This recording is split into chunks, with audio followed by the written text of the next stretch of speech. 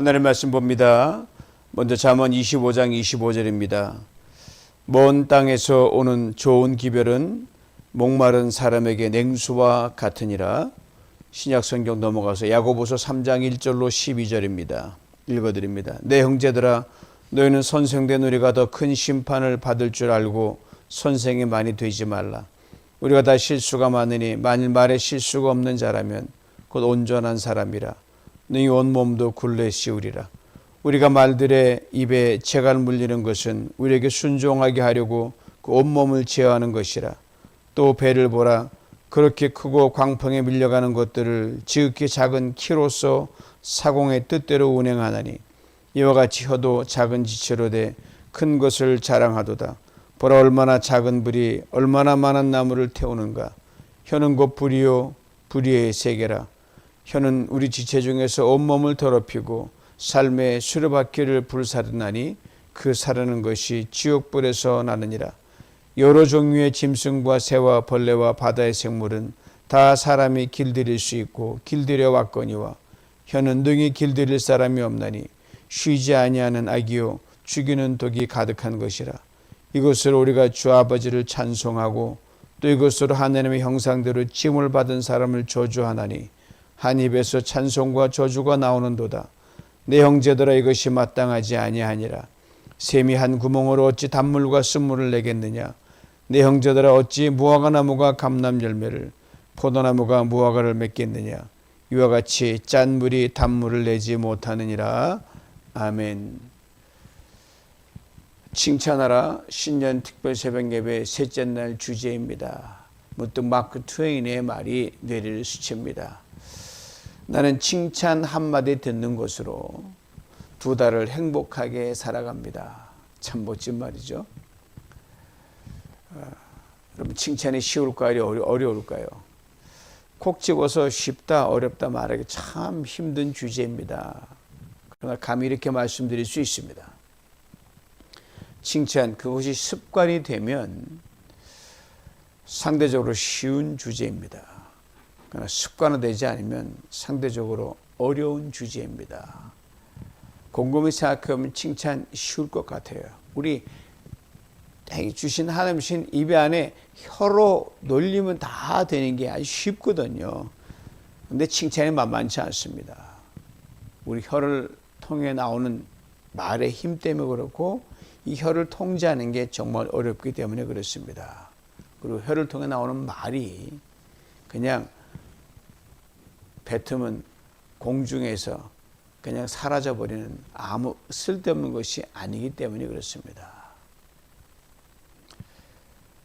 탈무드에 이런 이야기가 나오잖아요. 어떤 랍비가 하인에게 시장 가서 참 맛있는 것 하나 사오라 그러니까 이 하인이 혓바닥을 하나 사왔어요. 그래서 좀 언짢아가지고 그러면 이번엔 뭐 하찮고 맛없는 거 싸구려 하나 사와라니까 이번에도 혀를 사온 거예요. 이 하인에게 묻습니다. 너는 지난번에도 혀를 사왔고 지금도 혀를 사왔는데 도대체 무슨 연유가 있느냐 그러니까 좋은 것으로 치면 혀만큼 좋은 게 없고요. 나쁜 것으로 치면 혀만큼 나쁜 것이 없어서 그렇게 사왔습니다. 이 랍비가 하인을 이게 혀로 많은 상처를 줘서 그런지 모르지만 anyway 혀가 그만큼 극과 극을 달리는 아주 희한한 우리 인체의 기관이에요. 오늘 야고보서 3장 2절에 이런 말씀 나오잖아요. 말에 실수가 없는 자라면 곧 온전한 자라. 온전한 사람이라고 했어요. 뭐 완벽하다는 건 의미하는 게 아닙니다. 흠결 없이 완벽하다는 걸 말하는 게 아니에요. 흠결 없는 사람은 어디 있어요? 인격적으로 아주 성숙하다는 걸 말합니다. 실수가 많은 건 미성숙하기 때문에 그래요. 미성숙한 모든 게 서툴러요. 내 딴에는 잘한다 했는데 그게 잘하는 게 아니거든. 자기 생각대로 잘하는 거죠. 타인에 대한 배려와 사랑과 관심도 자기 중심적이기 때문에 이리 치고 저리 치고 하여튼 말도 많고 탈이 많습니다. 그리고 성경은 미숙함에 대해 이렇게 분명히 말하지 않습니까? 내가 어렸을 때에는 말하는 것이 어린아이 같고 깨닫는 것이 어린아이 같고 생각하는 것이 어린아이와 같다. 그래서 장성하면, 성숙하면 싹 버려야 된다는 거죠. 말버릇도 생각 다 버려야 된다는 거예요. 저를 포함해 우리 모두는 이 말에 대해서 얼만큼 자유할 수 있고 얼만큼 성숙한지요. 성경의 말 실수 때문에 엄청난 대가를 치른 사람이 있는데 바로 하나님의 사람 모세입니다. 그의 오냐무라 말하면 이 지상에서 모세 따라갈 자가 없다고 칭찬받은 모세가 말 한 번 때문에 엄청난 대가를 치르게 됩니다. 그 많은 이스라엘 백성들 있고 광야를 지나는 시대에 얼마나 목이 탑니까? 하루는 목이 더 갈증이 심했는가? 물이 당장 없으니까 이 백성들이 아우성 난리가 났어요. 물을 내놓으라고. 당장 구해지지 않으면 그냥 어떻게 할 그 조짐을 보이자 아론과 이 모세가 납작부터 하나님 어떡하죠? 그러자 하나님께 네 지팡이 들고 그 반석으로 해서 물을 내라 이렇게 말씀하셨어요. 그래서 지팡이를 들어 바위를 2번 치니까 물이 콸콸콸 나와가지고 그 많은 백성들이 먹고 갈증이 해소가 됐습니다. 문제는 모세가 바위를 2번 내리치는 그 순간이었어요. 백성들의 화를 토해냈거든요. 하나님께서 모세가 이 백성의 화를 내는 순간을 포착하면서 이렇게 정색을 하면서 말씀하셨어요. 너 가나안 땅에 못 들어간다. 이것이 우리가 입으로 뿜어내는 화가 불러내는 엄청난 결과물입니다. 왜라는 의문도 들죠. 심하다는 생각도 들고 많은 아쉬움이 남는 대목이지만 하나님의 말씀대로 모세는 결국 가나안 땅에 들어가지 못하고 세상을 뜹니다. 오늘 말씀을 준비하면서 나름대로 왜 하나님께서 모세가 백성에게 화를 낸 것 가지고 백성에게 화를 낸 거거든요. 그렇게 엄한 벌을 내리셨을까? 한번 생각해 봤어요. 여러 가지고 설명이 들어가지만 그중에 한 가지 두려진 생각이 드는 거예요. 모세가 당시 화를 낸 것은 백성을 향한 것이 아니라 최종적으로는 하나님을 향한 화였다는 겁니다.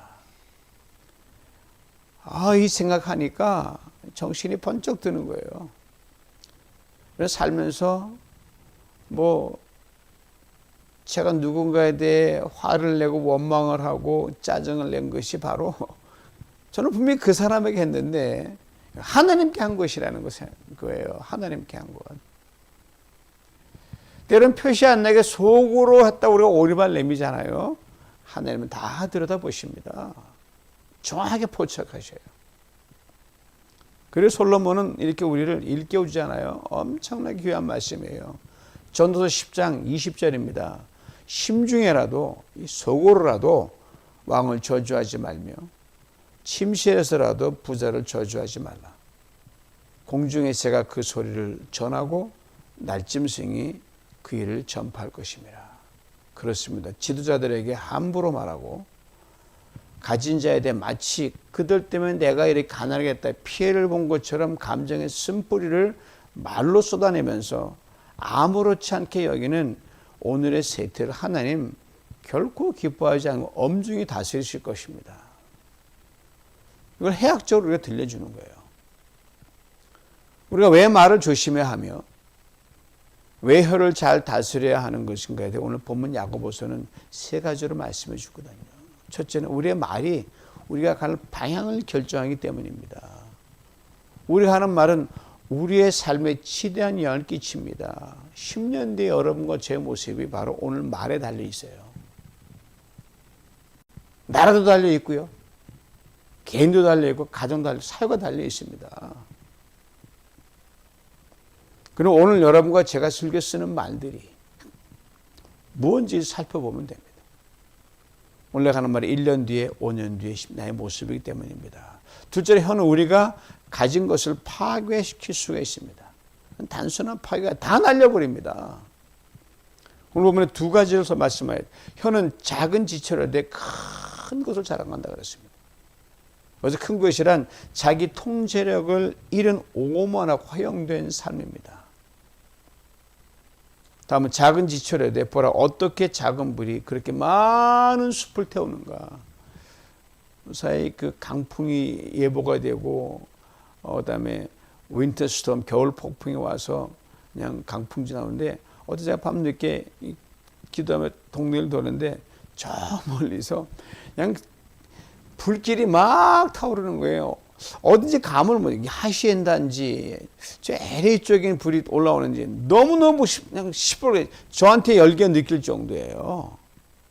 그 불의 시작이 작은 불꽃 하나였습니다. 그 태우는 정도로 들어서 알잖아요. 그냥 뭐 서울시면장만한 거 뭐 다 태워버립니다. 아름다운 집이 부주한 불꽃으로 재가 되어버립니다. 다 그냥 흔적도 남지 않습니다. 이처럼 부주한 말 한마디가 하루아침 한 생명을, 한 가정을 죄로 변하게 하며 파괴시키는 것이 신문 헤드라인을 통해 심심찮게 보게 됩니다. 또 여기 불특정이나 이해 당사자를 향해 내뱉는 근거도 없는 해악과 폭력은 이게 점입가경입니다. 이처럼 작은 지처럼 큰 걸 자랑하며 큰 숲을 죄로 변화시킬 수 있는 가공할 만한 힘을 지닌 게 현대. 이걸 다스리지 못하면 그 결과는 다 뒤집어 쓰는 거예요. 나만 뒤집어 씁니까? 함께 망하는 거예요. 그걸 오늘 보면 지옥이라 그럽니다. 꼭 지옥에 가서 뜨거운 불을 경험하여 지옥입니까? 그것만이 아니에요. 누구누구에 대해서 멍청하다, 먼하다, 뭐 지금 입에 담을 수 없을 정도로 상대방의 이 공격을 퍼붓는 말들을 보면 그 사람은 어떻게 살려고 정신 못 차리는지 모르겠어요. 무섭습니다.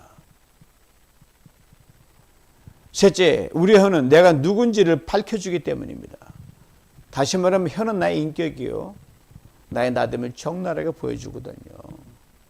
겉사람을, 속사람을 다 표출해 준단 말입니다. 오늘 본문이 이거 아주 그냥 기가 막히게 말하잖아요. 이것으로 우리가 주 아버지를 찬송하고 혀로 이것은 하나님의 형상대로 지음을 받은 사람을 저주하나니. 이게 우리의 진짜 모습이에요. 이랬다. 혀 때문에 혀를 얼른 올려냈다. 이게 저주냐 찬송이 나누거든요. 한 입에서 찬송과 저주가 나오는도다. 이게 마땅치 않다는 거예요. 그 모습 떨쳐버리라는 거예요. 예배 잘 드리고 밖에 나가서 못마땅한 거에서 막 쏟아내고 그러지 말라는 거예요. 별거 뭐 그런 거 가지고 아니라는 거예요. 그게 쌓이면요 나중에 걷잡을 수 없습니다. 찬송을 부르는 입술에서 저주가 나고 시험만 나온다. 하나님 결코 기뻐하지 않는다는 말입니다. 그러기 11절 12절 이렇게 또 같은 톤으로 얘기하잖아요. 같은 뜻으로. 샘이 한 구멍으로 어찌 단물과 숨을 내겠느냐. 어찌 무화과 나무가 감람 열매를, 포도나무가 무화과를 맺겠냐. 말이 안 되잖아요. 짠물이 단물을 내지 못하리라. 우물에 가득 찬 물이 밖으로 흘러나오게 되어 있습니다. 보이지 않게 작게 자란 나무가 나중에 주렁주렁 큰 열매를 맺거든요. 여러분과 저의 진정한 문제는 단순히 혀에만 있지 않다는 것. 첫째 날 살펴보았듯이 혀를 통해 흘려보내는 마음의 언어, 마음의 말이 진정 속에서 시작되거든요. 그래서 마음을 잘 다스리라 그런 거 아닙니까? 남을 잠깐 속일 수는 있어요. 속이는 척 할 수 있습니다. 하나님 못 속입니다. 우리 하나님 앞에 선 사람들 아닙니까? 결국 사람에게도 드러나게 되어 있습니다. 우리 혀의 말이 나의 나됨을 드러내기 때문입니다. 나도 알고 상대방도 알아요. 상대방의 말을 듣는 나도 그 사람 누군지 금방 알거든요. 혀의 말을 보고 그 사람 마음 알 수 있고, 혀를 보면 우리 건강 상태를 체크한다 그러잖아요. 우리의 혀의 말을 통해 우리의 영적 상태와 정신 상태가 사람의 속에 깊이 들어간 건 금방 파악이 됩니다. 그래서 말 조심하라는 거예요. 여러분과 제가 사용하는 말이 나를 비춰주는 거울입니다. 흠오 좋다하게 나를 비춰주는 게 얼마나 참 미련한 짓입니까? 건강치 못한 혀와 말에 보여주는 마음은 거친 혀는 분노를 담고 있습니다. 부정적인 혀는 두려움을 담고 있습니다. 지나친 말은 무질서한 마음입니다. 자랑하는 혀는 불안한 마음이고요. 더러운 혀는 깨끗이 못함을 나타내는 거고요. 비판하는 혀는 스트레스 마음, 요약하면 비난하는 혀예요. 나도 죽이고 상대방 다 죽이는 거예요. 나도 넘어뜨리고 상대방 넘어뜨리는 겁니다. 나도 상처 주고 상대방도 상처를 입힙니다. 나도 불행하고 상대 불행하고 같이 피해를 다 고스란히 겪는 거예요. 그러나 건강한 혀와 말이 보여주는 마음은 전혀 반대죠. 격려하고 행복합니다. 위로하고 소망을 얻습니다. 부드러운 혀 사랑하는 마음입니다. 진실하여 정직을 내뱉습니다. 존중하는 혀 배려하는 마음입니다. 즐겁게 해주며 기뻐하는 마음이에요. 요약하면 칭찬하는 혀예요. 나도 살리고 상대방도 살립니다. 나도 일어서고 상대방도 세워집니다.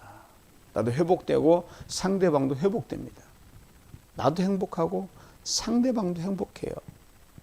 그리고 오늘 본문 함께 읽은 본문은 잠언 25장 20절 이렇게 분명히 말하잖아요. 먼 땅에서 오는 좋은 소식은 목마른 사람에게 냉수와 같으니라. 칭찬하는 말, 먼저 들려오는 정말 기쁜 소식이라는 거예요. 칭찬하는 말, 뜨거운 갈증이 심한 여름날 시원하게 목을 죽여주는 냉수입니다. 그 한 잔 마시면 아주 만족합니다. 삶 전체의 분위기 온통 밝음으로 싹 바꿔줬네요. 그런데 이걸 못하는 거예요. 그냥 철저하게 습관이 돼버려 그래요. 그냥 구제불능일 정도가 많아요. 그래서 잠언 18장 22절 이렇게 분명히 말하잖아요. 죽고 사는 것이 혀의 힘에 달렸나니 혀를 쓰기 좋아하는 자는 혀의 열매를 먹으리라. 맞습니다.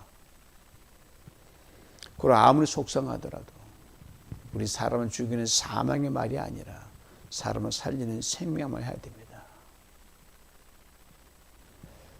오늘 작은 시골 마을 성당에 한신 미사를 드리고 있는데 신부께 시중도 복사라 그래. 복자라 그러죠. 복사. 실수에 성찬에 하는 이 잔을 떨어뜨려 깨뜨려 버렸어요. 잔이 깨져 포도주가 다 엎어진 겁니다. 신부가 노아의 소년에게 소리를 지릅니다. 다시는 제단 앞에 나타나지 마라. 엄청난 비난의 말이죠. 죽이는 말이었어요. 비슷한 다른 성당에 내려놨는데요. 그 신부는 화를 내지 않고 이렇게 말해줬어요. 괜찮다. 나도 어렸을 때 실수를 많이 했단다. 힘내거라. 다독거려줬습니다. 격려와 위로의 말이었습니다.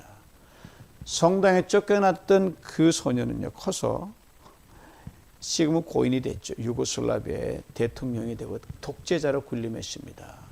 티토 대통령이었습니다. 포도주를 쏟고도 따뜻한 위로를 받은 소년, 훗날 천주교에서 참으로 본받을 만한 풀턴 신 대주교가 됩니다. 이 두 사람들이 여러분 거의 같은 시기에 태어나세요. 거의 같은 시기에 세상을 떴어요. 이게 말하면 어릴 적 그들에게 던져지는 그 말이 그들의 운명을 갈라놨고요. 평생을 그들의 영향을 끼쳤습니다. 여러분 말하는 사람은요. 씨를 심는 사람입니다. 듣는 사람은 그걸 거둡니다. 고스란히 받아서 거두는 거예요. 비난을 심으면 악인을 거두고요. 티토가 바로 그 장본인이었습니다. 칭찬과 격려를 심으면 선인을 거둡니다. 풀턴 신주교가 바로 그 장본인이었습니다. 고린도서 5장 10절 이런 말씀이 있습니다. 그러므로 누구든지 그리스도 안에 있으면 새로운 피조물이라 이전 것은 지나갔으니 보라 새 것이 되었도다. 새로운 피조물이 되었다는 게 무슨 말씀입니까? 새 말을 사용하는 존재가 되었다는 거예요. 우리가 사실 말이 우리 전체를 좌우하잖아요. 새 말은 근데 여러분 그냥 머물지 않습니다. 끊임없이 발전하고 차원을 높여가고 성숙해야 되기 때문에 옛 언어의 습관, 어제 우리가 쓴 건 이미 옛말이에요. 말이 얼마나 빨리 바뀝니까? 그러게 시편 143편 이렇게 증거합니다. 여호와여 내 입에 파수꾼을 두시고 내 입술의 문을 지켜주시옵소서. 새로운 피조물은 예수 그리스도 안에서 끊임없이 칭찬의 말로 자신의 혀를 길들이고 무장하고 내뱉는 사람입니다. 혹 이런 말 들어보신 적 있으세요? 칭찬도 진화한다. 내 칭찬도 자꾸 하면요 습관이 됩니다. 표현이 아주 유려합니다. 내가 그러면서 칭찬한 말 뒤에요. 내 입에서 어떻게 그렇게 멋진 말이 나왔지? 본인도 놀라게 됩니다. 그렇다면 누구를 칭찬하면 되는 겁니까? 대상은 원칙적으로 모든 사람이 그 칭찬의 대상입니다. 그런데 말입니다. 칭찬받을 만한 사람에게 칭찬하는 것은 그리 어렵지 않아요. 왜? 칭찬할 것이 그냥 눈에 보이거든요. 그냥 보이거든요. 사실 이것도 어려울 때가 있어요. 왜? 칭찬하는 대상에 대해 순수한 마음이 없어지면 이것도 힘들어요. 그에 대해 시샘과 질투가 발동하면 억지 칭찬이 되기 십상입니다. 칭찬받을 만한 점이 없는 사람을 칭찬하는 것이 정말 어렵습니다. 그러나 이 칭찬에 성공하는 것이 진정한 그리스도적 칭찬입니다. 그래서 이 경우에는 칭찬을 찾아내야 돼요. 건초돔에서 바늘 찾아내듯이 아주 면밀히 찾아내야 됩니다. 마음에서 우러나오지 않을 때는 결코 쉽지 않기에 이 칭찬은 정말 수준 높은 겁니다. 상대방을 정말 살리고 세워주는 데 결정적인 역할을 합니다. 이러한 칭찬에 대해 제가 첫째 날 함께 기도할 점 이렇게 적어놨어요. 주여 내 마음에 그 누구를 품되 하나님 쓰실 만한 귀한 사람이 될 것을 기대하며 축복하게 하옵소서. 지금 마음에 품는 그 누구 내가 축복하고 칭찬하기에 많이 모자라요. 지금의 그 모습 보면 칭찬할 수가 없습니다. 축복하기가 쉽지 않습니다. 그리고 칭찬은 멀리 내다보는 미래지향적입니다. 하나님이 쓰실 만한 귀한 그릇이라고 믿음으로 기대하며 그분의 한 가지 장점을 찾아내는 것, 이게 칭찬입니다.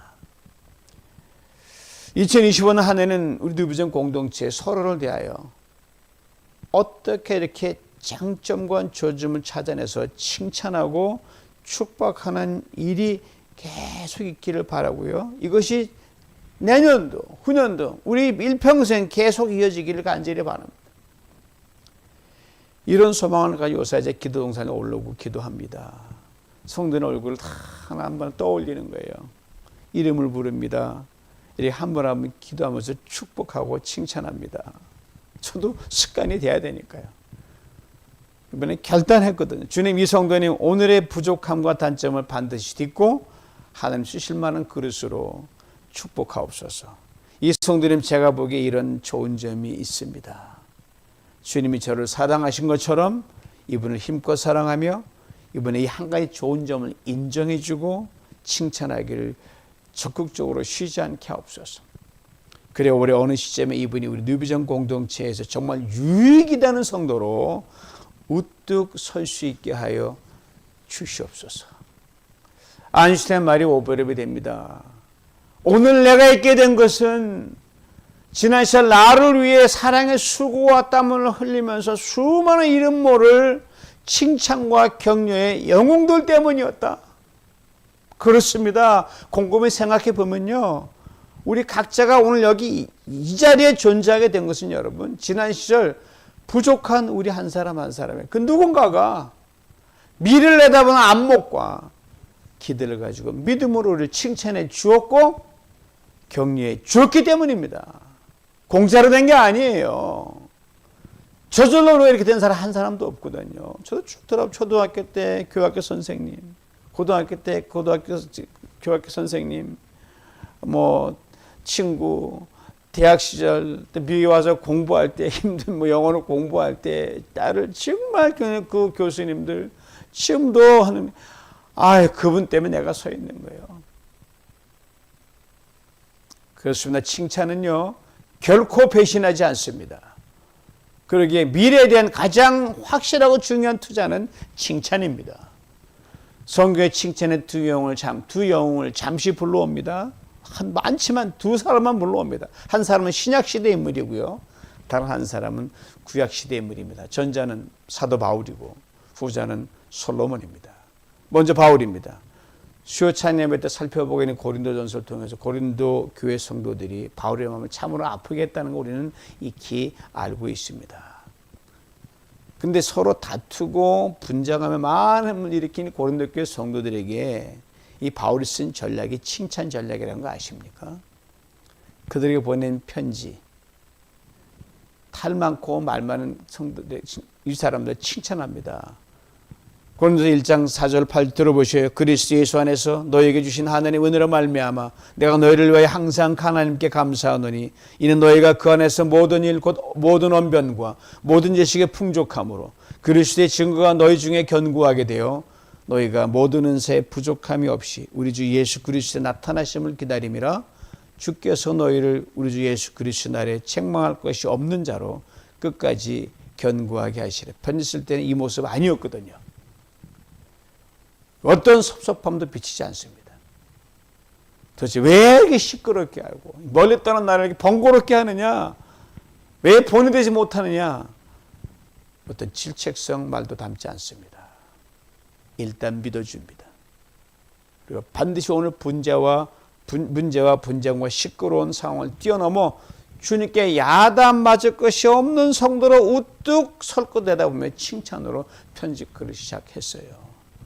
저는 바울의 칭찬을 듣고 고린도 교회 성도들 다 자기 헌신의 자리로 돌아가서 겸손히 하나님의 교회를 위해 열심히 일하고 극진히 존중하고 사랑하는 성도들 멋지게 변화되었을 것으로 그렇게 분명히 믿습니다. 이것이 칭찬의 힘입니다.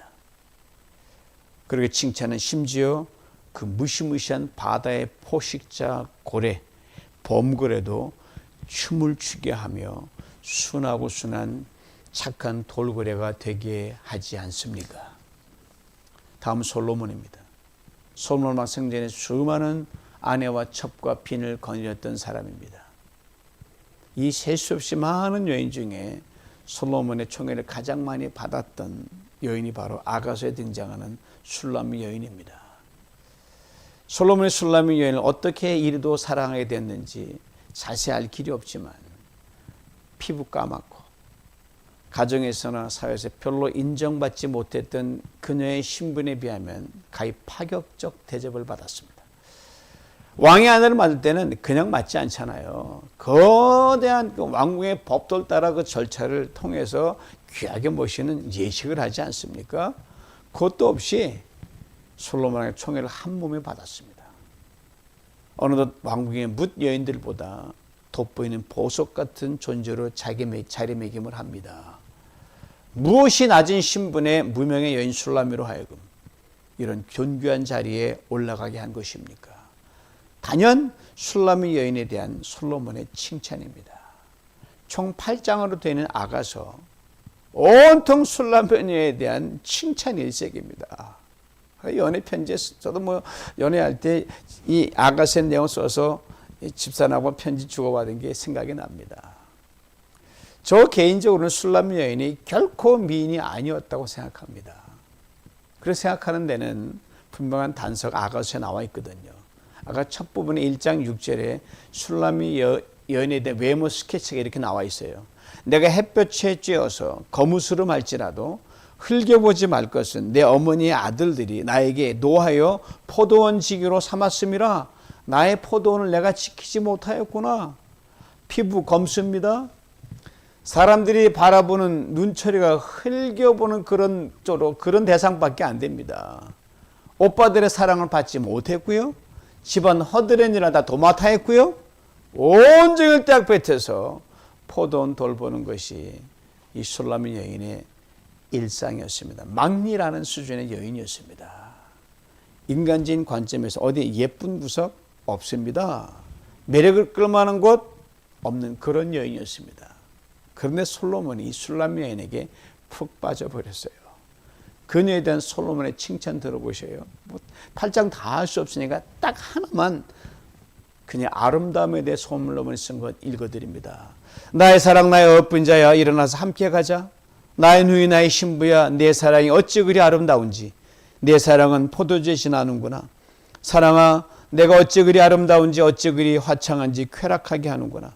아침빛같이 뚜렷하고 달같이 아름답고 해같이 맑고 기치를 버린 군대같이 위험한 여자가 누구인가? 너의 고음이 예루살렘 같고 엄유함이 기치를 버린 군대 같구나. 내 사랑아 너의 어여쁨이 디르사 같구나. 내가 너를 바로의 병거의 준마에 비하였구나. 내 사랑아 너는 어여쁘고 어여쁘다. 나의 사랑하는 자는 노루와도 같고 어린 사슴과도 같구나. 너는 어여쁘고 화창하다. 형상은 레바논 같고 백향목처럼 보기 좋구나. 나의 사랑하는 자는 희고도 불고 만 사람은 뛰어나다. 여자에게 최고의 칭찬은 뭐니 해도 당신 예쁩니다 이거예요. 저는 이 대목 읽을 때마다 솔로몬 왕의 눈에 콩깍지가 끼어도 단단히 끼었다는 생각을 떨쳐버릴 수가 없어요. 그렇습니다. 칭찬하려면 우리 눈에 이처럼 콩깍지가 끼어야 돼요. 보통 눈으로는 결코 볼 수 없는 뭔가에 꽂혀서 좋은 점만 예쁜 점만 볼 수 있는 그 특별한 칭찬의 안경이 그것입니다. 이것이 바로 주님이 흠 많고 티 많고 자유가 없는 우리들을 바라보시는 눈길입니다. 우리 주님 우리를 어여쁘게 봐주십니다. 항상 그러셔요. 너만을 내가 제일 사랑한다 그렇게 말씀하셔요. 그렇게 인정해 주십니다. 칭찬해 주십니다. 높여주십니다. 귀하게 여기십니다. 우리가 누군가를 칭찬하는 방법이 바로 이것이어야 됩니다. 솔로몬 왕이 슐라미 여인을 칭찬했듯이 주님이 우리를 칭찬했듯이 죽기까지 얘는 좋은 사람이다 했듯이 그렇게 말입니다. 이렇게 누군가에게서 우리가 그 사람을 사랑하지 않으면 못 베길, 그 사람 귀히 여기지 않으면 못 베길, 그 사람 품지 않으면 못 베게 만드는 바로 그 하나의 장점, 하나의 좋은 점을 찾아서 그것 하나로 다른 모든 단점을 가릴 수 있는 칭찬 포인트로 삼는 것, 이것이 진정한 그리스도인의 칭찬입니다. 마지못해서가 아닌 당신 내 칭찬, 내 관심, 내 존중 받을 자격 충분히 있습니다. 이렇게 인정해 주는 칭찬이에요.